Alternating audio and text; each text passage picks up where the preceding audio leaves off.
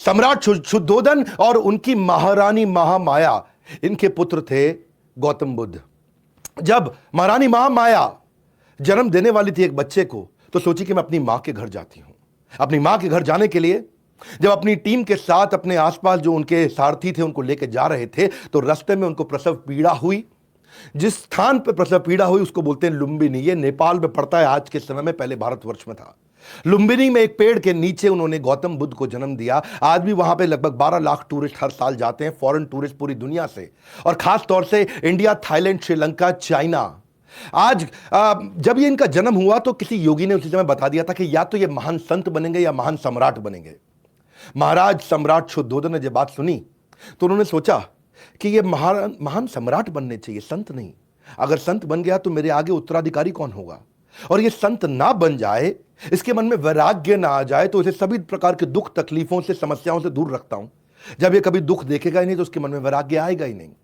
तो उन्होंने उनको महल के अंदर, राजमहल के अंदर ही पालन पोषण किया। बहुत सुंदर अप्सरा जैसी खूबसूरत एक देवी के साथ उनका विवाह भी कर दिया। 19 साल की उम्र में उनका विवाह हो गया और ये कभी राजमहल से बाहर निकले नहीं। सारी सुख सुविधा, सारे फूड, क्लोथिंग, प्लेजर वहीं इनको मिल जाते थे। गौतम बुद्ध अभी घर पे सब ठीक चल रहा था, तो एक समय आया जब इनके पिता को कहीं ट्रैवल पर निकलना था। उस दिन अचानक ये भी अपनी कुछ टीम को बोले कि मुझको लेकर के शहर घुमा के लाओ। जब इनको शहर घुमाने लेके गए तो रास्ते में ये हैरान हो गए टूर में देख करके, एक आदमी अजीब सा बैठा हुआ। इन्होंने पूछा सारथी से, ये कौन है? बोला ये बूढ़ा आदमी है। बोला क्या हुआ, इसको देख के अजीब सा लग रहा है। बोले ये बूढ़ा आदमी है, हर इंसान को बूढ़ा होना है, एक दिन हर व्यक्ति बूढ़ा हो जाएगा। इनका रियलाइजेशन हुआ कि एक दिन मैं भी बूढ़ा हो जाऊंगा। आगे गए तो उन्होंने देखा कि एक आदमी करहा रहा है, सड़क पर लेटा हुआ है। उन्होंने पूछा क्या हुआ? बोले ये बीमार है। बोले बीमार क्या होता है? बोले बीमार, क्योंकि पहली बार निकले अपने राजमहल से बाहर, तो बोले बीमार मतलब जब बीमारी लग जाती है, हर आदमी को बीमारी लगेगी। उन्होंने पूछा मुझको भी लगेगी? बोला हाँ लगेगी। और आगे गए तो राम नाम सत्य है, इस प्रकार एक शव यात्रा जा रही थी। उन्होंने पूछा ये क्या हुआ? बोला किसी का देहांत हो गया है, इसकी मृत्यु हो गई है। उन्होंने बोला वो क्या होता है? बोला हर व्यक्ति का देहांत होता है, मृत्यु होती है। इन्होंने कहा क्या मेरी भी हो जाएगी? बोला आपकी भी होगी।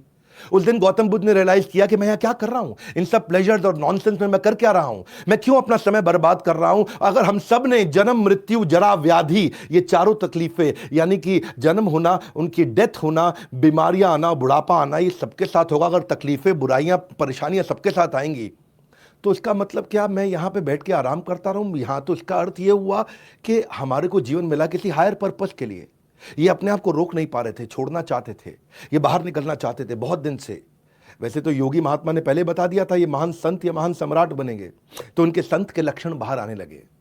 ये घर पे रह करके इनको स्ट्रगल होने लगा, ये पत्नी के साथ, इनको बच्चे के साथ में वो सुख नहीं मिल रहा था। ये इन सारे प्रश्नों का उत्तर ढूंढना चाहते थे, जो प्रश्न मैंने आपको बताए, जिसके लिए ये निकलना चाहते थे, नहीं निकल पा रहे थे। पर एक दिन रात को चोरी छिपे चोर की तरह चुपचाप उठे, पीछे मुड़ के नहीं देखे, निकल गए।